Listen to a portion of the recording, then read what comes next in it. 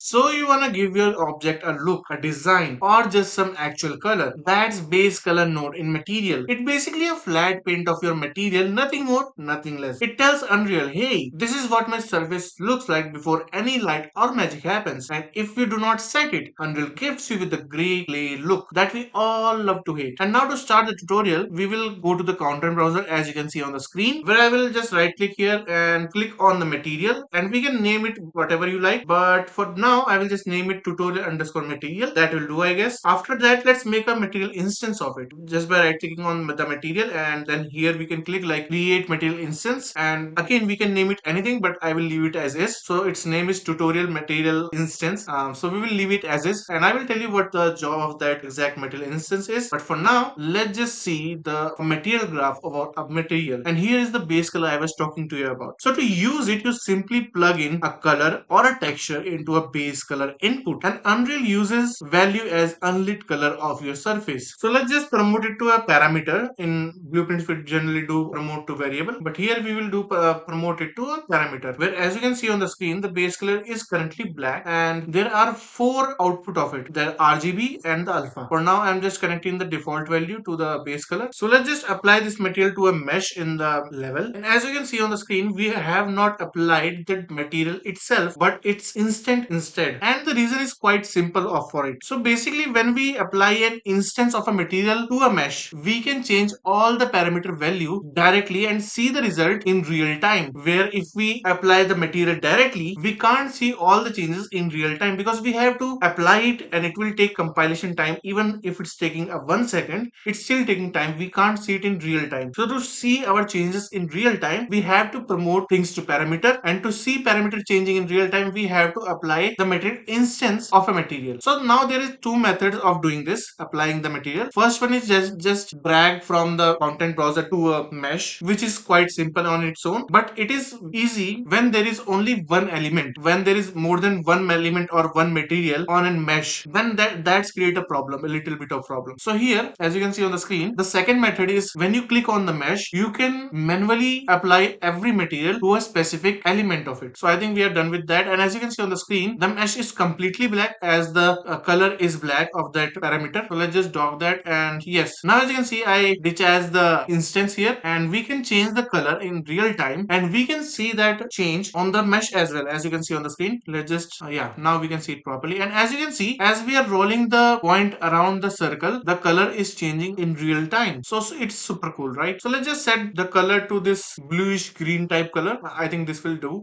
Yeah, I think this is good. So now you can also see the benefit of using the material instead of material, right? The one more thing I would like to add, you can not only apply colors to a material, but also you can use an image. So for instance, we are going to use a default image that comes with Unreal Engine, a T Spark core or something. So we just drag the image here, and as you can see on the screen, it comes in a form of texture sample, and we can just connect the RGB option of it to the base color and apply it. And now you can see on the screen, we can also promote it to parameter as well, right? I mean, if you want to change the texture in real time and see what it looks like with different image, you can definitely promote it to a parameter and change real time images from the content browser instead of applying the material again and again and again. And now as you can see on the screen, the mesh is fully covered with this image that we applied, the spark one, and it's looking cool. But let's get back to our parameter of color, and okay, we didn't apply it, so let's just apply it. And this is the biggest problem if we directly apply a material to it. Now as you can see on the screen, as soon as the base color parameter connected with the base color, it revert back to the original color that we decided on before. So now the question is, where do you use it? And the answer is very simple and obvious, pretty much everywhere. If you are making wood, stone, cloth, metal, paint, brick, wall, characters, anything with an actual color, you are going to use the base color every single time.